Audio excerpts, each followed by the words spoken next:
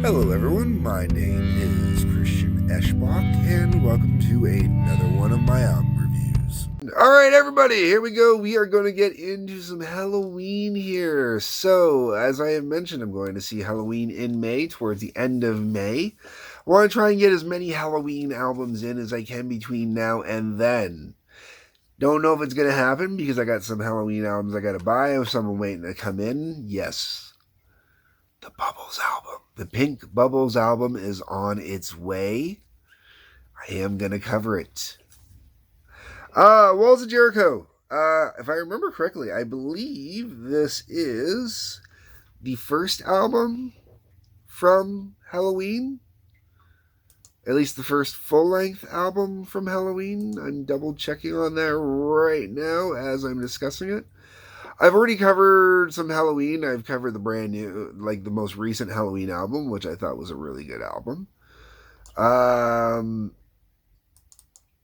I've also covered Keeper of the Seven Rings, because, you know, that's what I covered. And I covered part 2, I believe, shortly afterwards.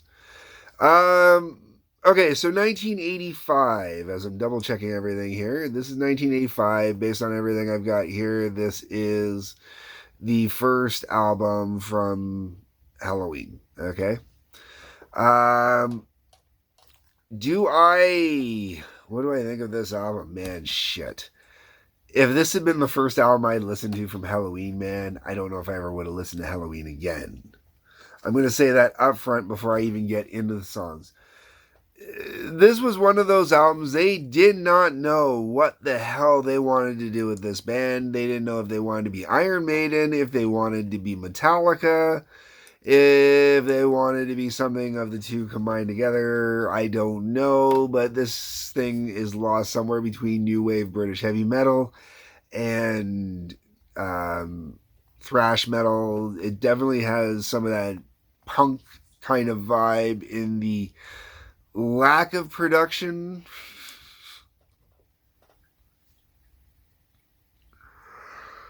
Oh man, okay. When I get to the second disc of this album, because this is the one with the second disc, all the Helloween stuff has second discs when you buy it now. It's all the re-release stuff, which is nice in one sense and kind of in another. The intro to the first song, Starlight, is kind of fluff and should have been put on a separate track, so it was skippable for CD purposes.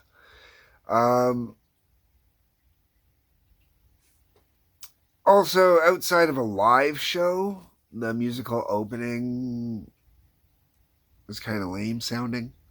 Be great. It's that typical, you know, when you go see a band live when they break into the boom.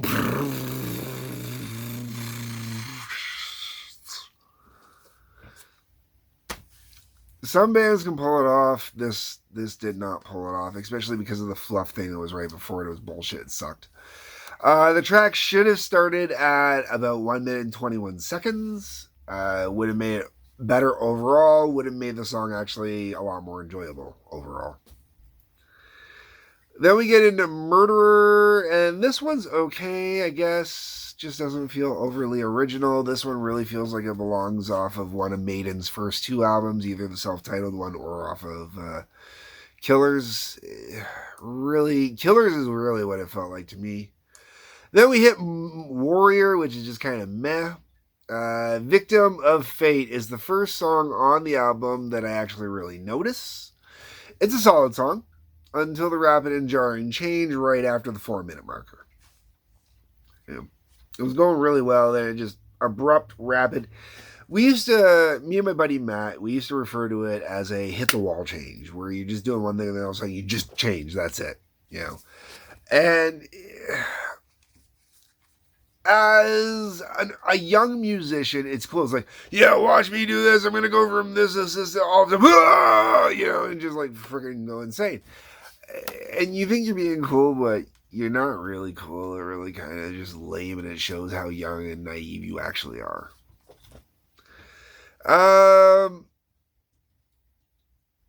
Then we get for Cry for Freedom, which wasn't memorable. Wall of Jericho, Ride the Sky is one of those ones that it's okay when it's playing. I don't mind it when it's playing, but that's about it. Reptile. This one could have been a good song if it had the right producer behind it. The producer kind of just sucked the big one on this one. The fact that I don't think they had a producer, actually, I think I was reading that it was the band that self-produced, or they had like just whoever the in-house was or whatever. Let me see if I got it on the back here somewhere. It just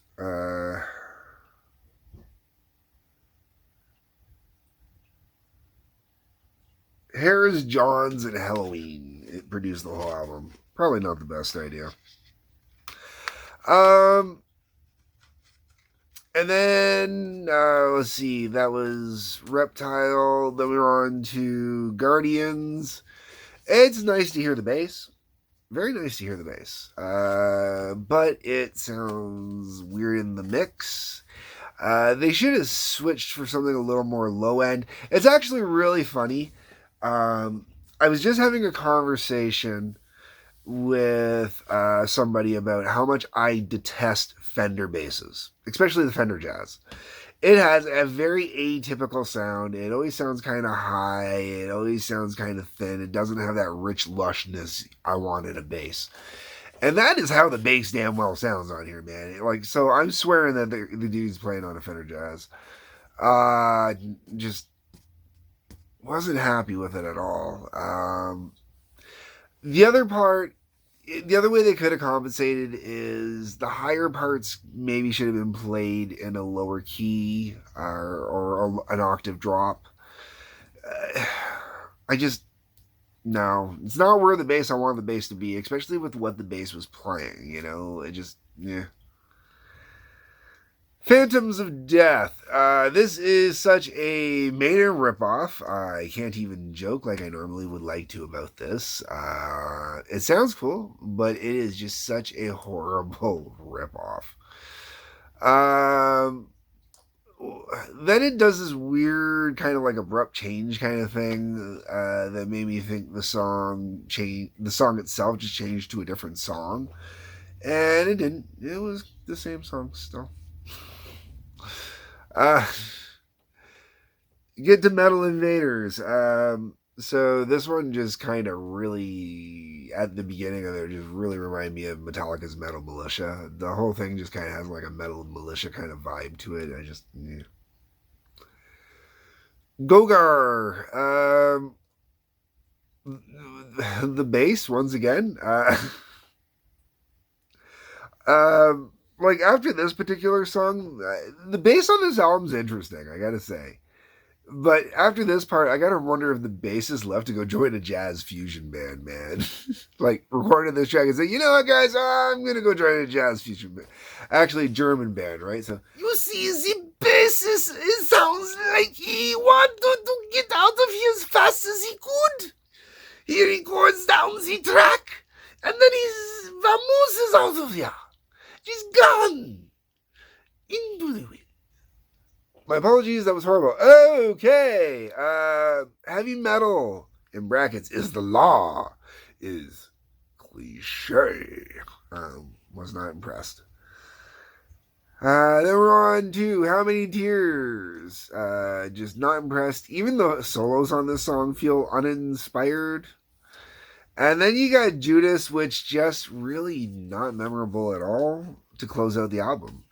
This whole album, honestly, from my perspective, this whole album's a giant disappointment. Like Keeper of the Seven Rings. Sorry, Keeper of the Seven Rings was really good. Or Keys, which one was it that I did last? Oh man, they got too many Keeper albums. Keeper of the Seven Keys. Right? Yes, the Keeper of the Seven Keys. Last one I reviewed. Compared to that, this just was not what I wanted to hear. I was really kind of just put off and disappointed. The other album I covered already was the self-titled Helloween album, which I definitely enjoyed more than I enjoyed this album. And that's before we get into the second side, or the second disc, alright? We got Murderer and Ride the Sky. Now, these are both remixes, and the whole album should have been remixed. That's what they should have done, okay? They should have, the whole second disc, they should have just remixed the whole damn album, okay? Because the remixes, infinitely better.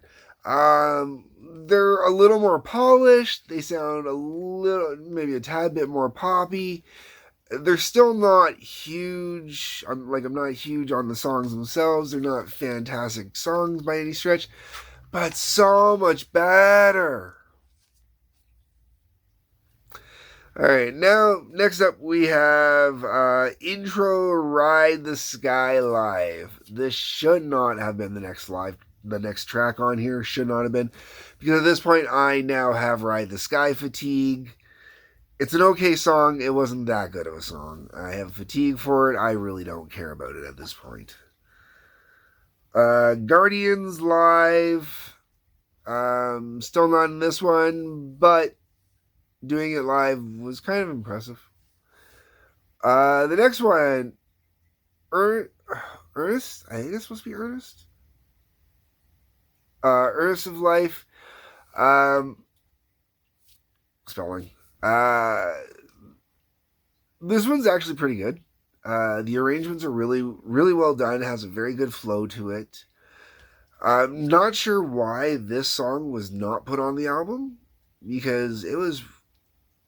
I personally would have put it on the album. I think it would have been one of the better songs on the album.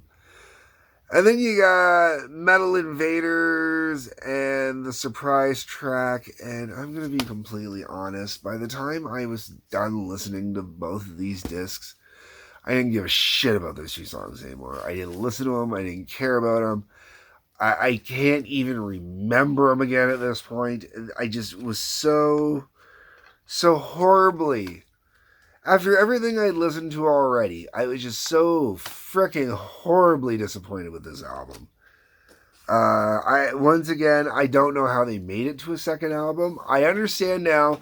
I was reading that when I was reading some behind the stuff for Keeper of the Seven Keys, that they wanted to release it as a double live album, and the label forced them to do it as two individual albums separated. And I get why, because after this album, I sure as hell would not have had faith in them that they were going to release a better album. No. So let me know what you think, folks. That's what the comment section is for. Tell me what you think. Am I being too hard on this album? Maybe. Believe it or not, Chameleon is going to be up next. That's right. We are going to do Chameleon after this. We'll see how that goes. Hit the like button, hit the subscribe button, hit the little bell for notifications. There is a link down there that will go to Patreon. I will have a locals up and running soon, if it is not already up and running by the time this review is up. Peace, love, take care.